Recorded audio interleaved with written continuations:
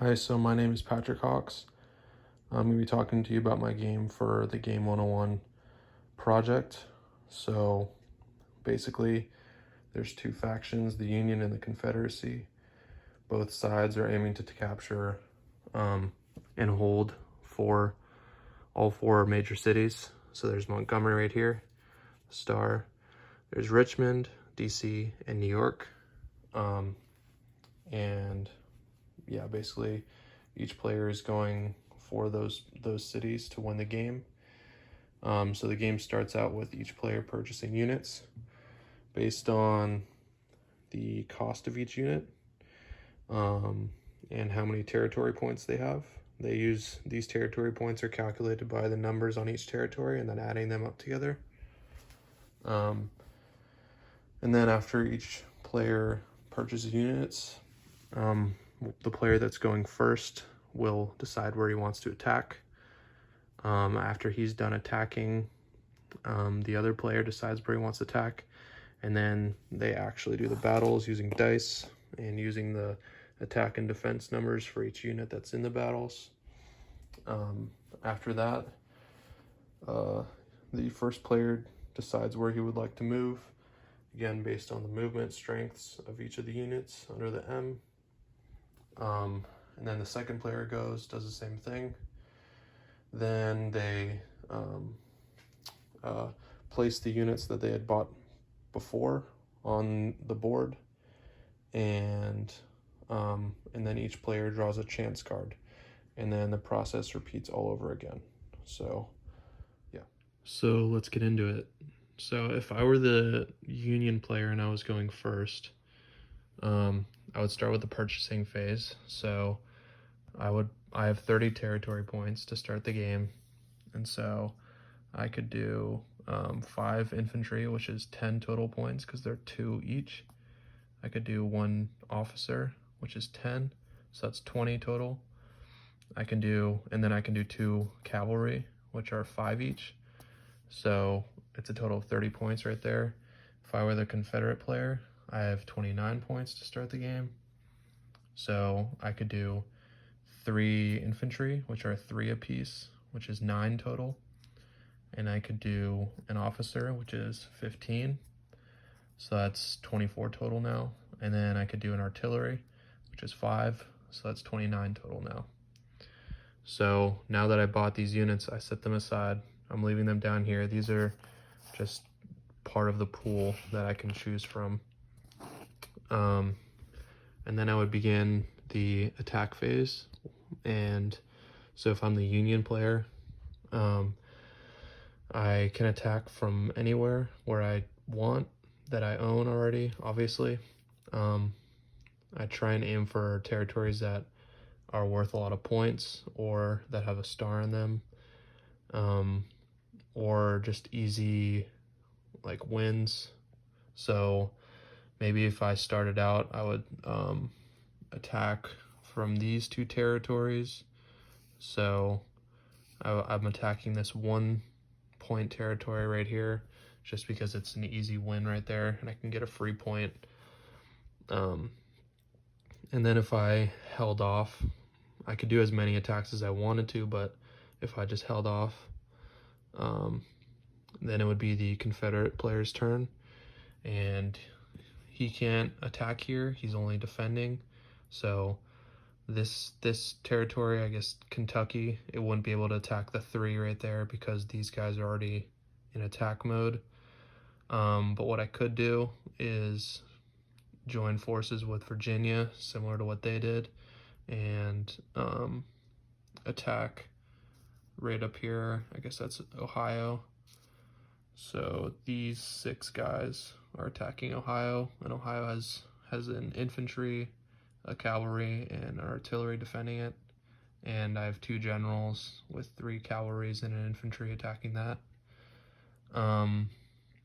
Yeah, so if I was done attacking, right now there's actually no other way to attack because all of the territories on the border that they control are currently in battle. So then I would begin the attack phase, or the battle phase. So if we did this one first, the Confederate player would have 1 dice, this cavalry, and it would defend with 3 or less based on the chart. So if I rolled it, so he got a 1, which means that he actually got a kill of one of the Union soldiers. So for the Union, they have 3 cavalry, which are 3 or less. And so they got 2 hits, but since there's only 1 unit, there's no sense in fighting anymore. They already killed him, and they won the territory. And so what would happen here is this guy would be taken off the board, and they would choose one of their units, probably the least expensive, which is the infantry, and take that off the board. And now they have an extra territory, and they can decide where they want to put their units here. So they might keep 1 cavalry in the other 2, and then move the general with 1 cavalry up. And so then they gained a point, and so the Confederacy would lose a point, and the Union would go from 30 to 31. And so for this battle, it's going to be the people attacking are going to be the Confederacy. So they have 2 generals first, which are, they have attacks of 5. So they've got 2 hits right there. Then they have 3 cavalry, which are attacks of 3s based on the chart. So that's another hit, so that's 3 total hits so far. And then they have an infantry attacking, and since it has no artillery paired with it, it just attacks with a 1. So it goes by itself. It didn't hit, so it got 3 hits on the Union territory, which means that all the Union soldiers did die, but they can still fight back and roll back. So they have a cavalry as well, defending with a 3, which they got a hit.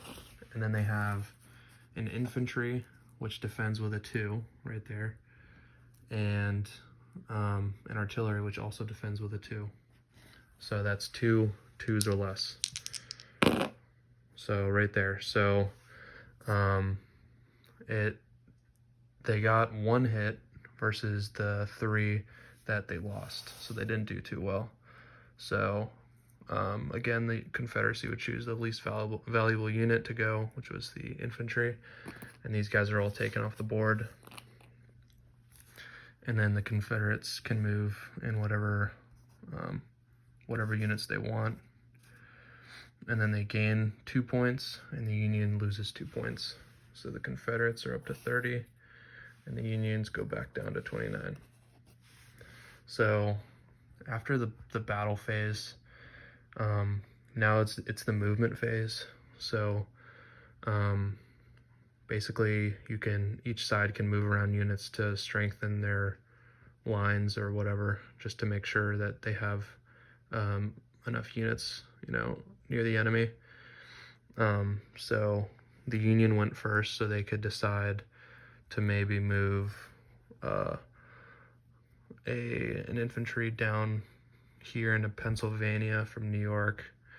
And then if the Confederates wanted, they can move an artillery into Virginia.